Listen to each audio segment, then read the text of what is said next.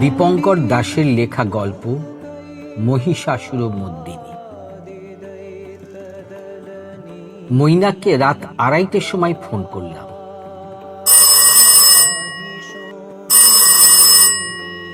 Sir বলুন, এত রাতে ফোন করলেন, সব ঠিক আছে তো? হ্যাঁ হ্যাঁ, সব ঠিক আছে। ঘুম থেকে তুলে দিলাম তো? না স্যার, আমি জেগেছিলাম। তুমি তোমার গাড়ি নিয়ে সোজা চলে এসো, যদি না কোনো অসুবিধে থাকে। কেন স্যার, আমরা কি কোথাও যাব? যাব তো। মৈনাক কিছুক্ষণের মধ্যে গাড়ি নিয়ে রুবি হাসপাতালের সামনে চলে এলো। কে এই মৈনাক? আমার খুব প্রিয় ভাই, পেশায় দক্ষ সিভিল ইঞ্জিনিয়ার, উচ্চতা 6 ফুট, খুব মিষ্টি একটা ছেলে, হাসিটা খুব সুন্দর। মৈনাক, এই ব্যাগটা সামনে রাখো তো। স্যার, ব্যাগে কি আছে? সময় এলেই জানতে পারবে। স্যার, আমরা কোথায় যাব? গঙ্গার পাড়ে। গঙ্গার পাড়ে চলো। 3:15 আমরা গঙ্গার পাড়ে পৌঁছলাম।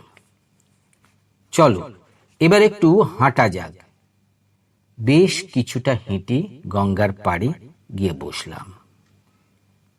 কিছুক্ষণ পরে দেখি আমাদের থেকে একটু দূরে কয়েকজন এসে বসলেন। অন্ধকারে ঠিক বুঝতে পারলাম না এরা কারা। স্যার, বললেন না তো ব্যাগে কি আছে?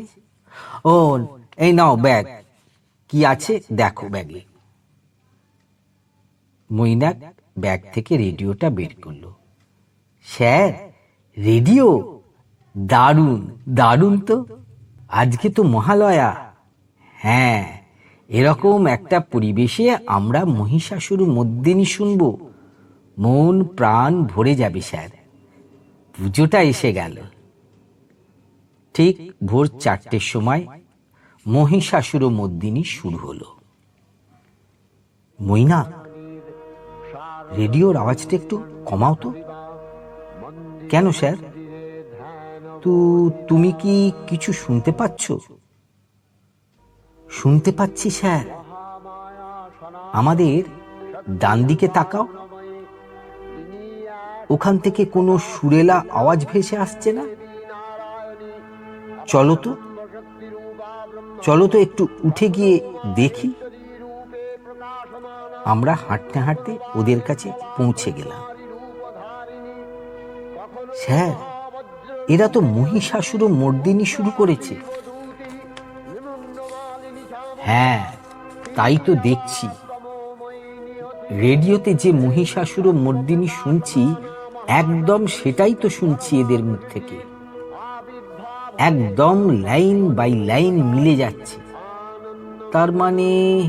তার মানে এরা মহিষাসুরমর্দিনী বন্ধ করে দিলে রেডিওর মহিষাসুরমর্দিনীও বন্ধ হয়ে যাবে? আমার ঠিক বিশ্বাস হচ্ছে না স্যার।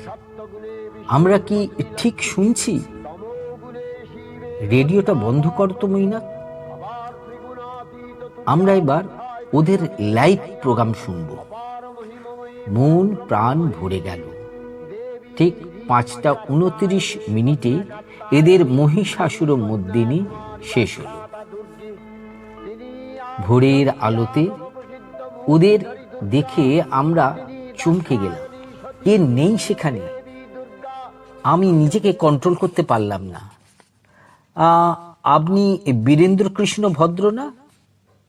হ্যাঁ, লোকে তো তাই বলে। আমি তো বিশ্বাস করতে পারছি না। হ্যাঁ হ্যাঁ, সেটা তো আপনার উপর। আচ্ছা বীরেন্দ্র কৃষ্ণ মহাশয়, আমি আপনাদের সবাইকে চিনতে পারছি না। আপনি যদি একটু আলাপ করিয়ে দিতেন। নিশ্চয়ই, এরা অত্যন্ত গুণী মানুষ। এরা না থাকলে এই মহিষাসুরমর্দিনী কোনোদিন সম্ভব হতো না। একে একে বীরেন্দ্র কৃষ্ণ মহাশয় সবার সঙ্গে আলাপ করিয়ে দিলেন।